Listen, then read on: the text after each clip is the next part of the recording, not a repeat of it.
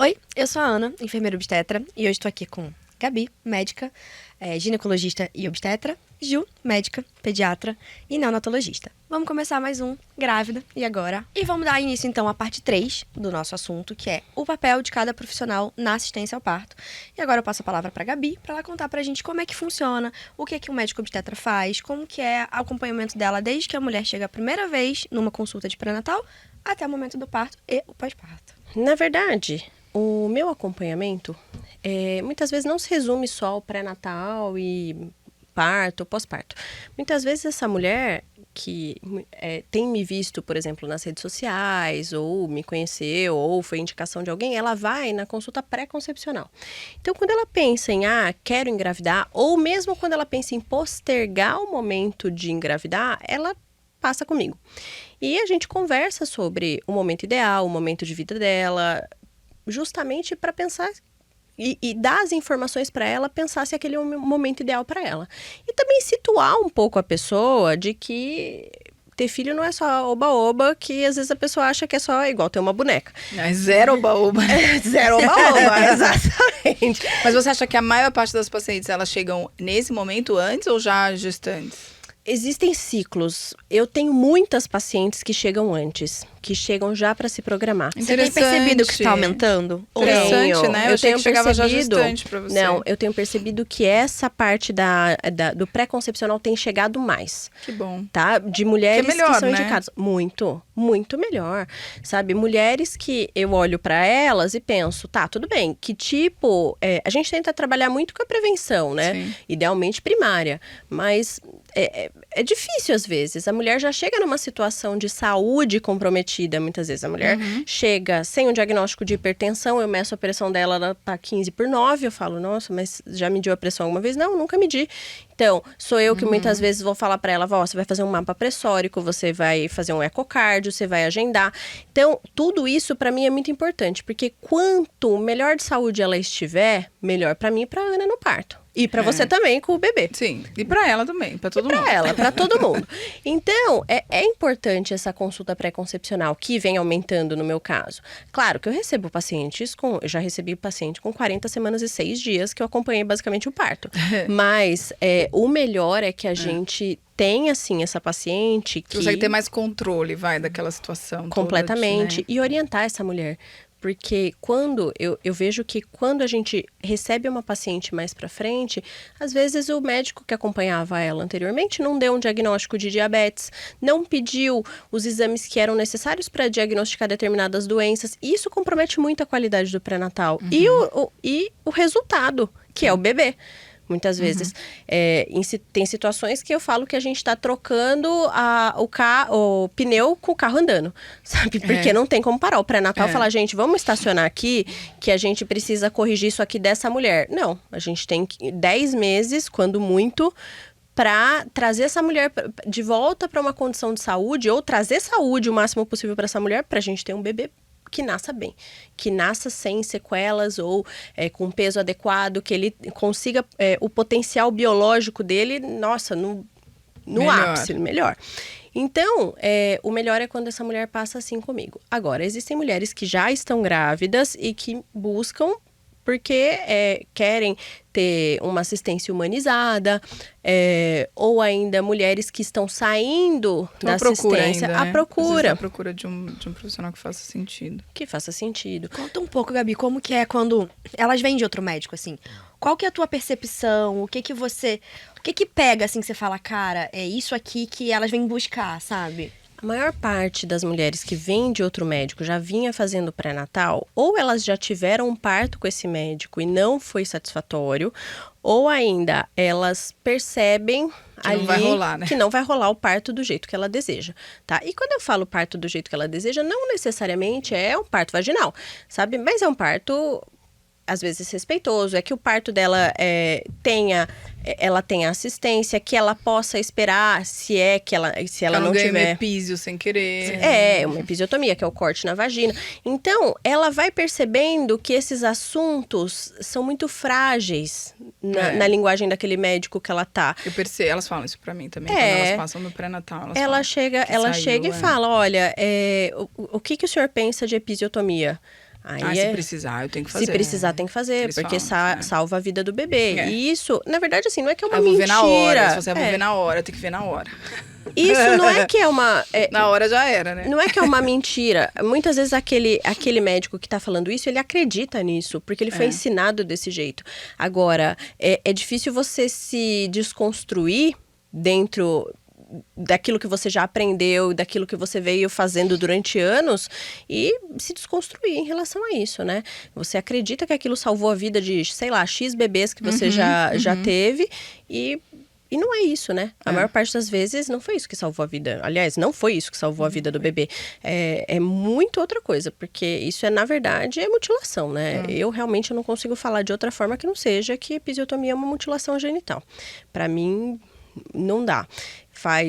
Agora em agosto vai fazer 4 anos que eu não faço nenhuma episiotomia.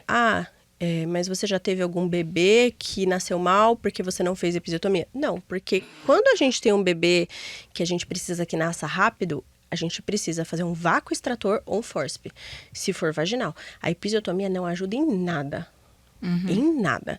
Ela não faz o neném nascer mais rápido. O que é importante, Gabi, explicar só pra quem tá ouvindo, que é o seguinte.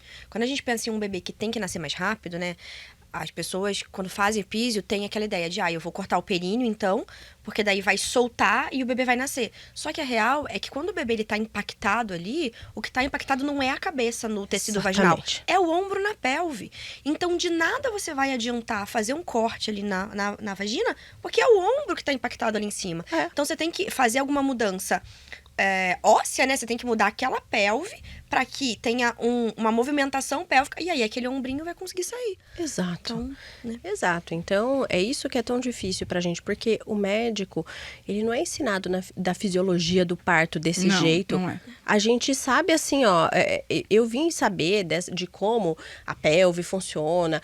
Depois, faz 4 anos, 5 anos que Não, e a coisa estudando. mais bonita pra mim, como pediatra, quando eu tô lá esperando nascer, é ver 2 profissionais conversando sobre a fisiologia do parto, que normalmente é a obstetra e a enfermeira. Eu acho a coisa mais bonita, eu acho assim, de tudo que eu assisto, eu acho a coisa mais bonita de ver é quando vocês dois se conversam e começam a ter ideias.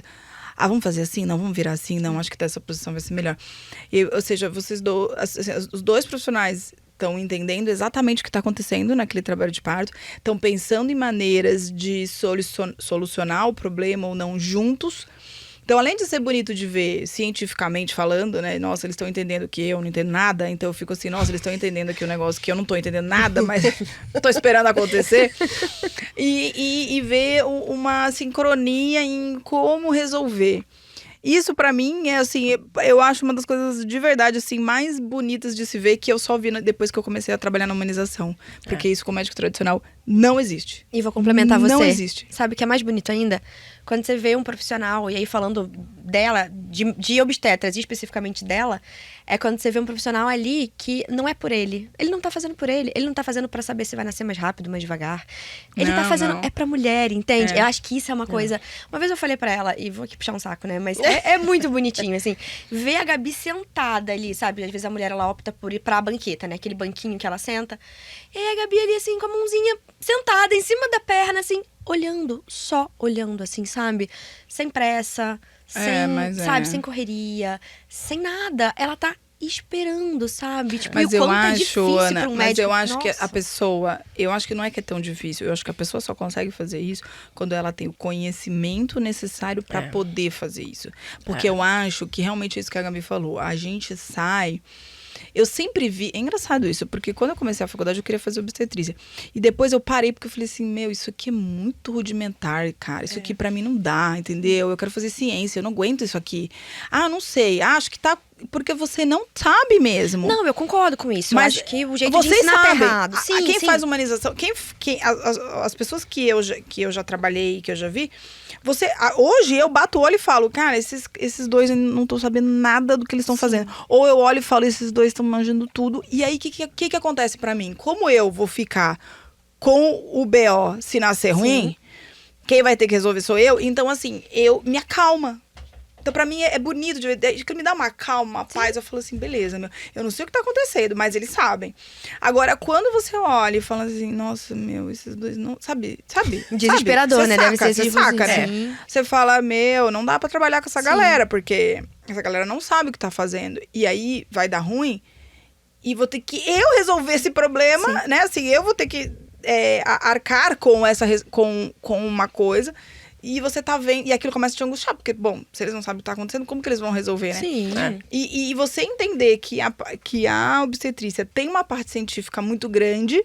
Sim. Eu só entendi isso depois que eu comecei a trabalhar com equipes humanizadas. Porque antes não me parecia desse Parecia jeito. achismo. Parecia achismo. Mas eu tinha essa impressão também, Ju. Sabe essa coisa de, pô, a Cardiotoco tá boa, um monte de coisa boa, o menino nasce parado. Mas como assim, gente? Porque ninguém Por quê? escutou. Porque de verdade, já aconteceu várias vezes isso. Sim. Assim, há muitos Em anos plantão, atrás, em plantão. Era direto. Isso daí eu falei, meu, mas que ciência é essa, cara? Que o Que negócio... é uma caixinha de surpresa. Você entendeu? E todo mundo fala, obstetrícia é uma caixinha de surpresa. Mas então, era isso que eu achava também. Mas não é. Mas não é. Não é. Mas abrir não essa caixinha de surpresa, não mas é, entendeu? não é. Parecia a caixa da Pandora. Não, mas é louco porque não é. E eu só aprendi isso depois que eu comecei a trabalhar. Tem, 3, 4 anos. Antes disso, eu achava que era um negócio meio nebuloso, assim. Tipo, meio... Pode dar errado a qualquer momento. E isso impactou muito na minha gestação. Sim. Porque eu ficava desesperada. Eu queria que meu primeiro filho nascesse logo. Porque eu falei assim, meu, eu não sei o que tá acontecendo aqui dentro, cara. E nem eu sei, ninguém sabe. Entendeu? Porque eu nunca tive essa sensação de saber que a pessoa que tava me acompanhando tinha esse conhecimento. Porque não tinha mesmo. Eu concordo com isso. Eu entendo que tem que mudar do jeito que se aprende, entendeu? É isso. Exatamente. Só que também precisa de uma disponibilidade pra, cara, porque assim, você chega um momento que você começa a falar, cara, não tá certo. E ela mesmo conta isso. Ela falou em um episódio que a visão dela era, alguma coisa não tá certa, é isso. E eu acho, isso pode ser uma visão pessoal, mas eu acho que tem muitos outros que também acham que não tá certo. Mas assim, eu tô disposto a abrir mão do meu tempo. Eu tô disposto a abrir mão de um parto que podia ter acontecido há 3 horas atrás, porque tem um expulsivo prolongado aqui. Você entende, mas Ana, posso falar o Ju? que eu acho, como pediatra, assim, que eu vejo do outro lado? A maioria do que dá ruim é porque não sabe. Não é porque não quer. Porque eu acho que pra você não querer, tipo, tô de saco cheio, tô com pressa, quero ir embora, você já tá noutro lugar. Tá entendendo? Você tá entendendo? Você tá num lugar que você já indicou a cesárea há muito tempo, entendeu? né? Porque se a pessoa tá de saco cheio, ela, tudo bem, ela pode... pode isso, ela pode inventar um motivo pra, sei lá, levar pra cesárea. Alguma coisa assim. Mas quando dá ruim mesmo, tipo, anóxia, tarará, normalmente quando você vê que vai dar ruim, antes de dar ruim. Eu tô olhando ali e falo assim, danou-se. Então, é por falta de conhecimento. Então, isso é muito grave. Você entendeu? Sim. Porque é muito difícil para essa paciente que vai escolher essa equipe. Como que ela sabe? Como que a paciente que vai escolher uma equipe, ela sabe? O Instagram e outros, e YouTube e um monte de outros canais de comunicação, eles são agregadores muito nessa escolha. Sim. Porque quando você escuta, mas você tem que entender isso, o que você tem que saber, como procurar. Porque você pode ser enganado mesmo acompanhando. Você entendeu o que eu tô falando? Porque você pode ser enganado de A a Z. A verdade é essa, entendeu? Entendeu? Porque era a minha dúvida, como que eu escolho um médico? Você entendeu? Como que eu sei se Não, se e o era que ele uma tá época falando, que não tinha Instagram, não tinha nada disso. Como que eu sei que o que ele tá falando vai se realizar ali na hora? Não. Entendeu? Porque ele pode estar falando, mas ele não sabe. Não é que ele vai estar me sacaneando, ele não sabe.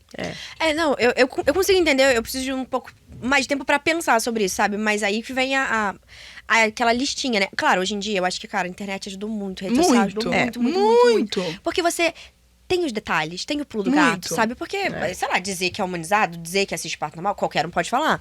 Mas aí você começa a perguntar em consulta, tá, mas com quem que você trabalha? E aí, você tem parteira? Você aceita doula? Se aceita a doula é uma das principais, porque a realidade é a seguinte: a doula sabe quem é e quem não é. quem é e quem não é, a doula sabe. Se ela tem, assim, experiência, ela sabe. Claro, existem doulas que acabaram de se formar, estão ali, estão sabendo. Mas, assim, elas são muito organizadas. Elas têm grupos. Elas botam lá no grupo, quem é o fulano de tal. Aí, elas já sabem, gente. Os grupos de WhatsApp, isso não existia Sim. também. Isso também trouxe muita informação para os pacientes, porque hoje elas têm vários grupos, né? Grupos que elas trocam informações, elas se ajudam, se apoiam, se acolhem, sabe? Indicam, vem um monte de indicação pra mim. Te indicou no grupo, te indicou no grupo. Gente, que grupo é isso? É porque é o boca a boca, né, gente? Não adianta, assim, uma mãe que passa uma vez por uma coisa que não foi, né, que foi diferente do que ela buscava, né? De repente o cara ali prometia uma coisa e fez outra. Ela vai comentar isso. Ela vai comentar com outra mulher que tá grávida perto dela. Mas eu acho muito desafiador, sabe? Muito, Quem tá procurando desafiador. um médico pra uma equipe, né? Não é só um médico, mas ela procura o nome do médico, não adianta. E é muito desafiador, porque tem muito... É muito difícil. Eu acho realmente perguntar para uma doula é uma boa estratégia também, porque é muito difícil você conseguir entender se aquilo que ele tá falando é real ou não.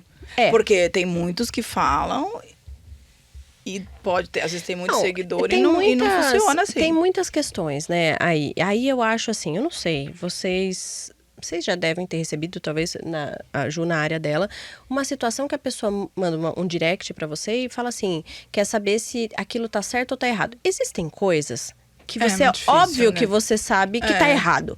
Sabe assim? Uma indicação de cesárea absurda, assim, que você fala, isso não existe. E é fácil dizer que não existe.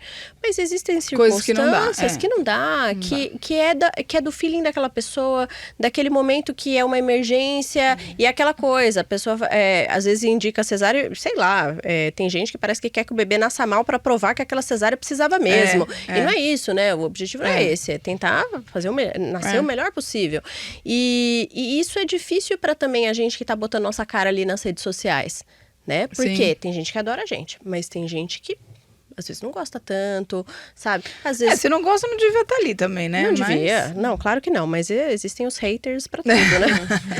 Mas, voltando. Eu saio bloqueando um monte de gente. Eu também bloqueio. Eu bloqueio, você começa a falar mal de mim. Exato. Eu não quero ninguém que não... eu vi outro dia a Astrid Fontenelle se eu não tiver falando. vontade no meu espaço... E ela tá falando onde, assim, né? A Astrid Fontenelle falando assim, eu comecei a perceber que eu ficava muito preocupada em responder os haters. E não respondia quem conversava comigo, quem falava coisas legais. E aí eu comecei a tentar mudar isso, sabe? As pessoas legais eu tento responder, os haters, o que eu não tenho haters, é engraçado, eu não tenho. Mas eu não sou polêmica, né? É verdade. Eu não tenho redes, mas quando vem assim umas... Tipo, às vezes tem gente que vem só pra agitar, entendeu? Você tá falando isso, mas eu... Não, quero ver você vir aqui cuidar do meu filho. Às vezes fala, não, veio com baixaria, tchau. Já não, exatamente. As pessoas falam essas coisas pra mim também. Ô, Gabi, conta um pouquinho, então, qual que é a diferença, sabe?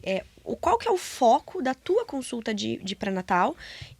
Por que é tão diferente? A sua consulta e a minha consulta? E por que a gestante, ela deve passar nas duas, sabe? Que tipo, não, eu só preciso passar com o médico que ele já vai me dar toda a informação. Conta um pouco como é que funciona. O modelo que eu atendo é um modelo particular. Então, eu demoro 1 hora, às vezes 1h30, a depender da paciente, se eu preciso conversar muito com ela. Agora, eu tento dividir um pouco as consultas pensando na fase da gestação, sabe? 1º, 2º e 3º trimestre. Então, quando eu atendo a mulher antes dela ter feito o morfológico do 1º trimestre, mas daí esse é o meu foco, porque eu sou especialista em medicina fetal. Então, do ultrassom dos bebês, de detecção de síndromes, tudo. Nem todas elas fazem ultrassom comigo, o que na verdade eu acho bom também, porque é bom você ter um outro médico para você trocar informações e até assim... É difícil você, às vezes, fazer o exame de uma paciente que você gosta muito e você vê uma alteração, sabe? Às vezes você não quer ver aquela alteração, sabe? Então, isso é um pouco algo difícil para quem faz também o exame.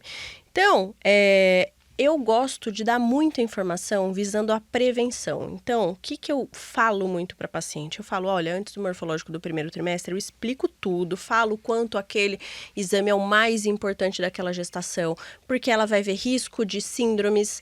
Risco, a gente nunca dá diagnóstico no ultrassom, você precisa de mais testes para dar um diagnóstico preciso. Mas risco de síndrome, risco de pré-eclâmpsia, tudo isso vai impactar nessa mulher, porque a gente tem como, por exemplo, a pré-eclâmpsia pré-eclâmpsia, prevenir. Se ela vem um risco alto de pré-eclâmpsia baseado no morfológico e nos exames de sangue que eu peço, que até uma amiga que é fetóloga, a Renata Lopes, definiu como completão, e eu acho maravilhoso, porque é o completão mesmo.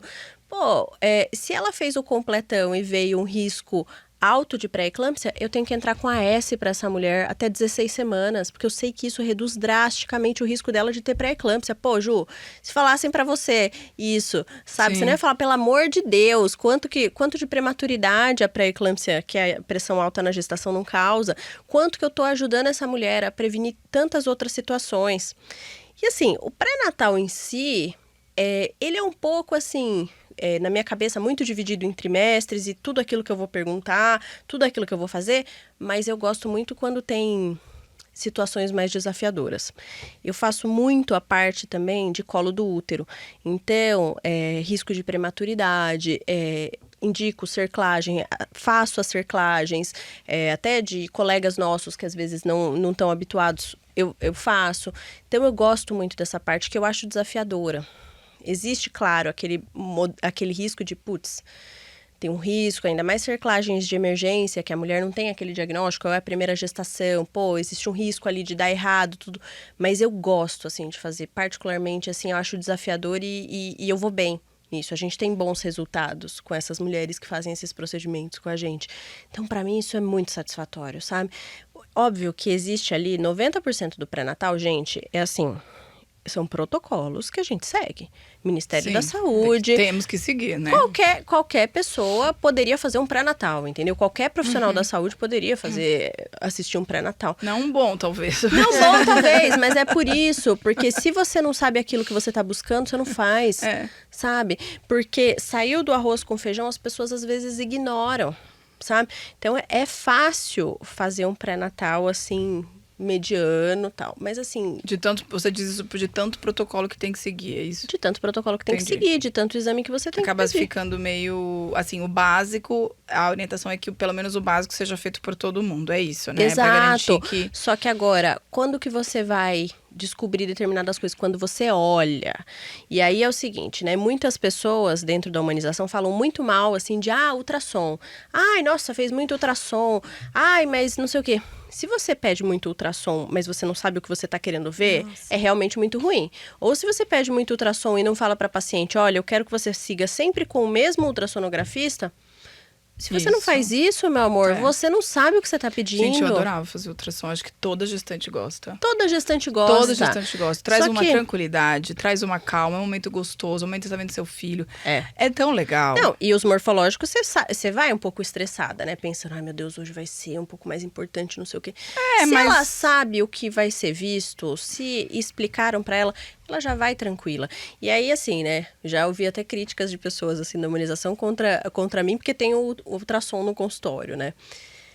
Cara, isso me dá uma tranquilidade, porque eu não encaro o aparelho de ultrassom como um exame complementar. Ele, pra mim, é quase que a minha mão examinando aquela gestante. Porque eu não vou ficar buscando pelo em ovo. Eu sou uma pessoa que eu entendo a fisiologia do negócio, mas faz muita diferença eu olhar determinadas coisas. Um exemplo recente. Era uma placenta prévia da paciente. Só que a placenta estava subindo e tinha um hematoma, a paciente sangrou algumas vezes. Então, aquela situação tensa de, ixi, vai, não vai, fez ressonância magnética. E aí, assim, eu fazendo transvaginal nela, falei, a placenta tá distando 17 milímetros. Ela fez a ressonância, a médica, tá 18 milímetros. É muito fidedigno, sabe assim? E aí, eu falei pra ela, eu olhando o ultrassom, falei pra ela, olha, você tem uma chance de sangrar aqui. Porque tá vendo essa lâmina aqui escura? Isso aqui parece sangue, tá? Mas que não é assim uma coisa que... É uma coisa que já aconteceu e que tá ali. 2 dias depois ela sangrou, mas ela sangrou muito, Juliana. Você já sabia? Eu já sabia. Foi no 3º trimestre, foi com 38 semanas. Então, qualquer um... Teria saído correndo pro hospital. Não, eu pedi pra que ela fosse, porque ela ficou muito assustada. Eu falei, vai pra lá, mas não vai ter nada. Ela não sentia dor, não Tinha sentia tipo um nada. coágulo ali. Era, assim, e saiu esse provavelmente. coágulo gigantesco. Assim, mostrei até pra Ana a foto, a Ana falou, nossa. Não, e eu falei pra ela, falei, cara, é isso, é como ela tem tranquilidade em observar algumas coisas, porque ela sabe o que ela tá fazendo, sabe? Falei, cara, se ela tivesse com qualquer outro médico, ela tinha vindo aqui e tinha operado na hora. Porque o tanto de sangue que era, e olha que eu tô habituada, mas ela mostrou, eu falei, cara, era muito sangue. Só que ela mas tem que essa... parou, que foi um hematoma, assim, que Sim. saiu, parou, ela não sangrou mais, sabe? Então, é isso. Eu acho, as pessoas que falam, assim, muito contra o ultrassom, tal, eu acho que elas não Porque não entenderam. sabe, ô Gami, mas nem a gente sabe. Eu olho aquilo lá e falo, gente, como que você tá vendo? Ah, tá vendo? Não, tô vendo nada, gente. Tô vendo nada. Tô vendo é nesse mexer aqui. Só que quando você não sabe, é importante que você fale pra mulher e sempre num cara bom. Ou às vezes ela não pode, assim... Eu não tenho... Nem todas as minhas pacientes conseguem, assim, pagar um ultrassom. Mas eu falo pra elas, ó, você tem o laboratório tal? Então, nesse laboratório Marca sempre aqui, com o mesmo você vai fazer com a médico. fulana de tal. Porque ela é especialista. Ô, Ju, assim, eu já dei muito plantão de fetal, sabe? Em hospitais grandes, hospitais de periferia. Pô, eu já fiz diagnóstico de espinha bífida, que é uma coisa muito grave, que deve ser operada prioritariamente dentro do útero da paciente com 34 semanas. E aí a paciente traz o ultrassom morfológico, normal. Daí fala coluna, normal. Aí você olha, nem a foto da coluna tem lá. Nossa. Então, você vê que isso é uma coisa que pode acabar com a vida da criança. Porque isso é importante falar, o ultrassom é o único exame que é médico dependente. Não sei se é o único, mas é um exame que é médico dependente. Depende do médico. É diferente de uma tomografia. A tomografia vai lá, tira foto, o médico lauda. A ressonância vai lá, tira foto, o médico lauda. Mas o ultrassom não. Pode ser isso. Você não tem nem a imagem. Então, você não tem nem como laudar, porque você não tem imagem. Não, exato. E às vezes as pessoas mandam uma mensagem. Recebi uma mensagem recentemente. No Instagram, eu recebo muita mensagem no Instagram. Doutora, estou com uma gestação ectópica, que é uma gestação fora do útero, de 38 semanas. Eu já assim, meu Deus do céu. Aí ela, conforme exame, mandou uma foto, mas era o pulmão e um pedaço do coração dela. Aí eu falei, mas não tem ectópica aí? Dela, não, mas tem. Mas assim, sei lá, se tem ou se não tem, mas é assim, sei lá, ela me mandou a foto achando que tinha um bebê ali. E era tudo cinza, mas era o pulmão e o coração, entendeu? Era um corte tomográfico. De adulto? Mas peraí, agora minha cabeça bugou. Eu preciso de um pouco, eu preciso digerir essa informação toda. Como existe uma ectópica de 38 semanas? Então, pode existir. Pode? Mas pode. O que ela me disse, eu já vi acontecer. Tá de sacanagem. O beta dá negativo, porque já tá avançado. Ela me escreveu... Não deve ser mentira, porque ela me escreveu em fevereiro, tava com 18 semanas. E ela Mas falou, como assim? Pois é, mas ela não é de outro estado. Eu tentei ajudar ela, assim, mas eu não conheci ninguém. Aí eu falei, não, você tem que ir, não sei aonde, não sei o quê. Aí as pessoas vão, fazem o transvaginal, não tem nada no útero. Daí elas falam, não, você não tá grávida. Mas, gente, como assim? Peraí, calma, eu não tô conseguindo. Não, Olha que eu já vi muita coisa nessa lá no vida, HC, hein? Olha, lá eu já vi sempre tem mais. exatamente, eu fiquei muitos anos no HC. Não, no HC, a última que eu vi foi 32 semanas. 32 Ectópica? semanas. Era uma ectópica de 32 semanas que... Mas tá vivo? Vivo. Que isso, Gami? Vivo. Não, isso aí eu nunca vi, gente. Vivo. Isso aí, No isso HC aí com agora deu 32 semanas. uma desorientada aqui pra mim. 32 semanas, meu. E como é que nasce? Tem que abrir a barriga. Não dá nem Uma pra dizer que é laparotomia. cesárea. Não, exatamente. A mulher falou pra mim, eu preciso de uma cesárea. Eu falei, não, amiga, você não precisa de uma cesárea. Você precisa de um cirurgião geral pra fazer uma laparotomia. Gabi, eu nunca vi Coisa isso. louca, né? Eu nunca vi isso. Pois é. A gente teve lá no HC. Chegar assim a 32 termo. semanas. 32 semanas, detalhe. Ela veio de Brasília de ônibus. De ônibus. Quando ela chegou, no ela HC, falou essas coisas, assim, gente, só no HC. ectópica. Aí eu fiquei olhando, ela tava com uma barriga. Eu Gente, falei nunca assim, vi não, isso. será que cresceu?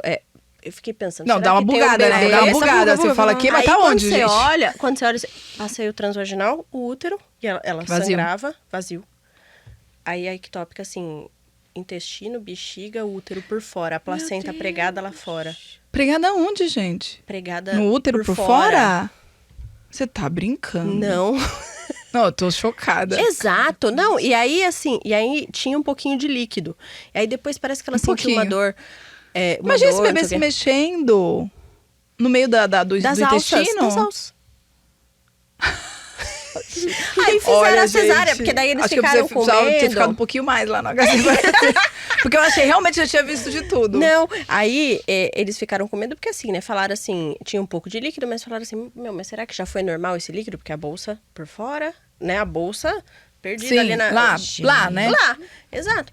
Aí eles tentaram avaliar o pulmão, meio que, sabe, assim, sei lá, usando todos os estudos que Como falavam... faz?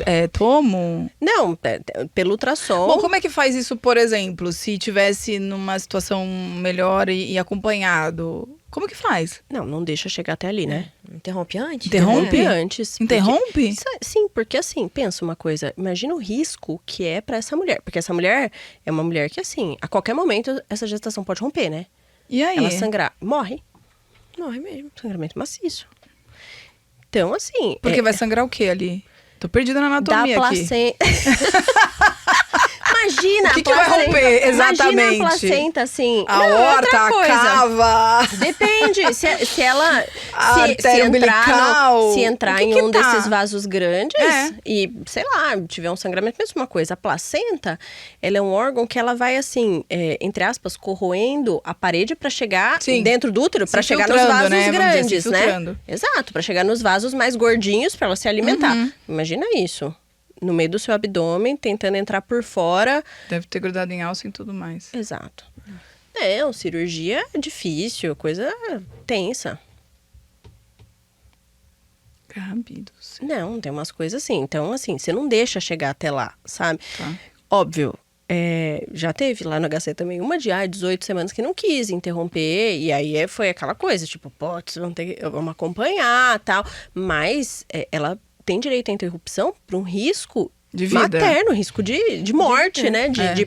Pode morrer essa mulher, né? Puta E o coisa bebê difícil. também, E o obviamente. bebê também. E as sequelas que ela pode ter. Imagina, tirar um pedaço de intestino, um pedaço de bexiga, o que você Tudo. faz? Puta dificuldade. Então, aí assim... Coisa que só o HC traz As pra você. pessoas, e as pessoas, assim, elas mandam coisas pra gente, assim, perguntando, etc. Mesmo assim, você não podendo responder grandes coisas. Eu falei, pelo amor de Deus, você precisa ir num hospital geral, sabe? Fazer uma tomografia. Porque o que você vai fazer? É difícil, né? Não é fácil obstetra, não. Não.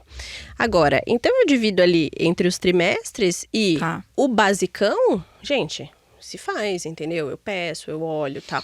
Mas assim, existe ali aquela sutileza, aquela minúcia, por exemplo. Um monte de gente não pede ultrassom entre o morfológico do segundo trimestre, que é entre 20 e 24 semanas, e só vai pedir lá no terceiro trimestre, tipo, com 32, 34. Pô, você perdeu se o bebê caiu a curva de crescimento, por exemplo. Perdeu, sabe? Quantas vezes já vi que o primeiro sinal de uma pressão alta que vai se desenvolver na gravidez é o uma bebê, restrição, né? é a restrição de crescimento. E não quer dizer que o bebê é menor que o percentil 10. Não, Só tá ele era caindo, percentil 80 e virou 20, isso é uma restrição. 80 e virou 40, é uma restrição. O que tá acontecendo com esse bebê, sabe? Pô, aí é a hora que a gente tem a oportunidade de descobrir que aquela mulher tem. Só que é difícil, né? Pra pessoa que não tá afim de ver tudo isso, de pensar sobre tudo isso e eventualmente até falar pra paciente, Sabe uma coisa muito nebulosa que eu vejo também? Essas que tem uso de Clexane, que daí não tem diagnóstico, mas colocou Clexane. Fala um pouco sobre isso, que isso dá uma... Até pra mim é confuso. Eu fico, mas tem doença ou não tem doença? O que acontece? Existem, assim, tá? O que deveria ser, né? A gente tem alguns parâmetros de trombofilia que a gente pesquisa quando há indicação.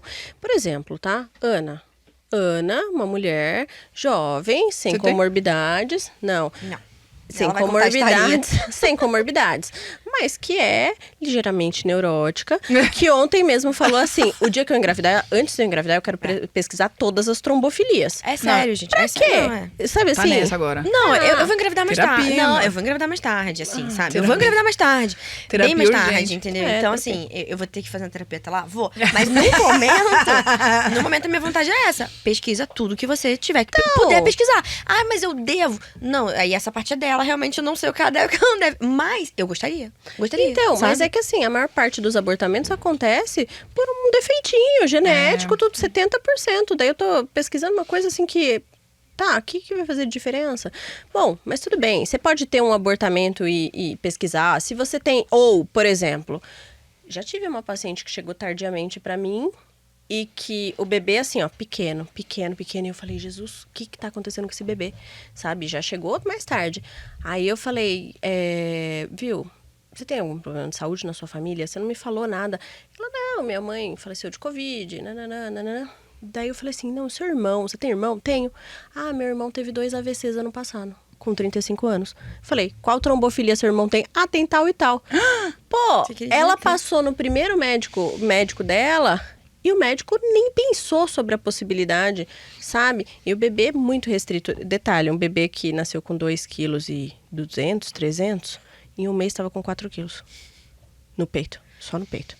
Sabe, assim, então você porque vê, o corpo recupera, né? porque o potencial de crescimento desse bebê era muito maior dentro do útero se tivesse feito tudo que precisava, né? Então, é aquela coisa, eu acho que a gente erra quando a gente faz a mais, erra quando faz de menos também. Só que assim, qual que é a grande questão? Existe um apelo muito grande, principalmente no que diz respeito àquelas mulheres que tiveram muitas tentativas de engravidar. Não tem, às vezes, uma causa. Fizeram um monte de fertilizações. Às vezes não acha nada e dá. Não acha uma causa. E aí, o médico conversa com ela e fala, então a gente vai fazer tal coisa, tal, e você vai usar o anticoagulante, o Clexane. Porque se for qualquer uma dessas trombofilias, o Clexane ajudaria. É isso que a pessoa pensa? Só que ele já... É que o que acontece? Existem as trombofilias que devem ser pesquisadas quando tem indicação de ser pesquisadas. Mas existem coisas que as pessoas pesquisam porque não tem mais o que pesquisar e essa mulher não tem uma resposta para aquilo. E aí ela fica como uma mulher que tem trombofilia, só que esse rótulo, penso eu, tá, Ju? Que é um rótulo para sempre. Qualquer coisa que ela vai fazer, isso, né? Ela vai ter isso, sabe? Então, chega uma mulher com esse histórico, tudo, que quer fazer qualquer coisa por aquela gravidez, ela vai usar Clexane, ela vai usar Clexane, imunoglobulina, não sei do que. Claro que vai. Só que assim, eu me vejo no Só que papel... aí isso pode afetar depois, porque daí o Clexane muitas vezes... o que eu vejo, não na imunização, mas fora. Então tem que ser cesárea, porque você tá usando Clexane. E que não é, né? E às vezes a pessoa nem precisa usar Clexane. Então isso é muito louco. É muito louco. E assim, né? Se a mulher usa Clexane, pra mim, aí eu tento conversar com ela no sentido de assim, olha, o parto o mais natural possível vai ser melhor pra você. Sabe? E outra coisa, né? Ajustar o horário do Clexane dela. Porque se ela usa esse Clexane à noite, é uma dose só, e ela usa à noite, dançou, né? A maior parte dos partos começa à noite. E só pode fazer analgesia de parto, pelo risco do sangramento, 12 horas depois da dose do Clexane. E se ela usa de 12 em 12, 24 horas depois. Mas assim, a gente tenta. Se a mulher tá me procurando, é porque ela... habitualmente ela quer ter um parto vaginal. Aí eu falo pra ela, vamos tentar se preparar até emocionalmente para tentar um parto com o mínimo de intervenção possível para não ter esse problema, né? Ou e colocar o Clexane no horário que interfira menos, porque se ela dormiu a noite inteira e teve contração a noite inteira, eu falo, não toma a dose da manhã, pelo amor de Deus. Sim. Né? Dá tempo de interferir. Mas, assim, essa questão das trombofilias, elas são coisas muito delicadas. Eu já passei de uma fase que era assim, a paciente chegava com um Clexane que não tinha indicação nenhuma, eu falava, não, tem que tirar. Ah, não, mas eu tenho medo de tirar. Daí eu tentava convencer a mulher por A mais B a tirar. Aí chegava um ponto que eu falava, isso no começo, falava assim, olha, eu não vou, tal. Eu não trabalho desse jeito. Aí a mulher muitas vezes voltava para outro médico ou procurava outro médico que possivelmente ia deixar o Clexane. Hoje em dia eu converso com ela, mas assim, eu oriento, algumas querem aumentar a dose. Se acontece alguma coisa, o bebê tá pequeno, vamos aumentar a dose do Clexane? Eu falo, não tem o menor sentido uma coisa dessa, sabe? Então, eu tento manter de um jeito em que ela entenda o racional por trás daquilo ali. Óbvio que eu entendo que ela tá com medo. Eu tento acolhê-la o máximo possível, porque assim, Ju, eu sou o tipo de médica que, se tiver que chorar junto, eu vou chorar junto, sabe? Se tiver que abraçar essa mulher, assim, porque aconteceu eu vou estar junto, sabe? Pode ser o dia que for, pode ser... Eu abdico de qualquer coisa, assim, se existe uma coisa dessa, sabe? Só que assim, se a mulher também não tá seguindo nada do que eu tô falando, sabe? E eu já dei alta para uma paciente assim, que que tinha uma trombofilia, usava Clexane na dose que precisava e o AS. Aí ela fazia assim, um monte de vitamina, um monte de vitamina. A nutricionista dosava um monte de coisas. Eu sei. Um monte. Eu sei monte. como é. Eu sei como é. Aí, e tudo bem. Eu falava, não, tudo bem. Tal. Só que daí chegou um ponto em que ela não estava... O bebê, assim... Era um bebê pequeno. Sempre foi um bebê pequeno. E que provavelmente ia ter uma complicação. Ela ia desenvolver uma pré-eclâmpsia. Ela teve uma pré-eclâmpsia grave anterior e um óbito neonatal por prematuridade, sabe? História difícil, sabe? Assim, só que chegou um ponto em que começaram a dar cloroquina, não sei o que, um monte de outras coisas. E aí, e ela consultava, assim, outros médicos. Aí chegou um ponto que eu falei, cara, eu não sou sua pré-natalista. Você tá aqui porque você queria ter um parto vaginal. Só que a gente tá vendo que o parto vaginal tá cada vez mais longe, porque provavelmente vai ser um parto muito prematuro. E assim, você passa em outros médicos, e não é que o médico vai, e isso eu acho complicado, uma falta de ética, assim. Não é que o médico vai acompanhá-la, sei lá, um médico de outro estado, que vai lá e fala pra ela, toma tal coisa. Ele não vai acompanhar ela.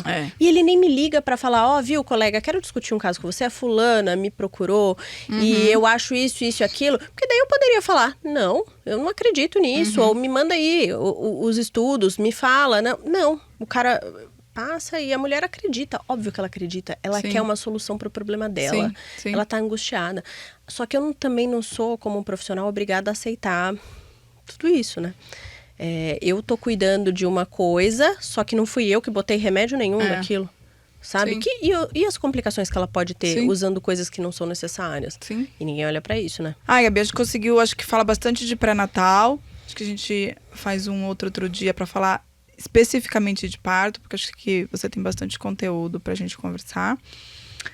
E é isso, o que mais? Tem mais alguma coisa, Gabi, que você queria falar sobre pré-natal, da sua parte? Acho que é importante falar que o pré-natal, com o médico, a gestante que busca aquele médico, ela deve buscar pela empatia, mas também ela deve saber minimamente aquilo que o médico deve fazer durante um pré-natal. O que é aquilo que é preconizado durante o pré-natal. A gente tem aí apostilas do Ministério da Saúde, de N órgãos oficiais que falam exatamente aquilo que você precisa saber. Boa, isso é bom para ela pesquisar, né? Ela não precisa ser técnica para entender isso, sabe? Eu falo que assim, né, a mulher que tá fazendo um pré-natal, ela mergulha assim no ambiente de exames e de consultas que ela nunca fez antes na vida dela, né? Então, ela vai estar um pouco familiarizada com aqueles nomes, tudo. É interessante você olhar para aquilo e questionar o seu médico. E, além disso, né, se você tá buscando ter um parto assistido, um parto vaginal com o médico que você busca, é importante você tentar, primeiro, observar se esse médico desmarca consultas para assistir parto. Isso é bom. Né? Isso é o principal. Se na sala de espera dele tem um monte de gestantes que falam que vão ter cesárea, sabe? Ou que tiveram cesárea, isso é importante. E se ele aceita outros componentes aí dentro da equipe dele, né? Que no caso, como doula, né? enfermeira obstetra, etc. Então, isso já diz bastante sobre... Se ele conversa com você sobre o parto, né? Se conversa sobre o parto, que a maior parte fala, não, é muito cedo para conversar sobre o parto. Daí, quando você vê, você tá no terceiro 38. trimestre com medo de trocar de médico, porque você não sabe de nada. Então, busque informação, ouça podcasts como o nosso. E para complementar, busque informação num todo, sabe? Porque é isso. Às vezes a consulta dela vai ser uma consulta de muita preparação de parto, mas às vezes a consulta dela também não vai ser só de preparação de parto, porque ela tem outras coisas para ver. Então, se você tem mais profissionais cercando você, você consegue pegar o bom de cada um, sabe? Abranger mais Exato. conteúdo e visto por diferentes frentes mesmo. E isso é muito importante. É isso. É isso, gente. Ficamos. Até a próxima.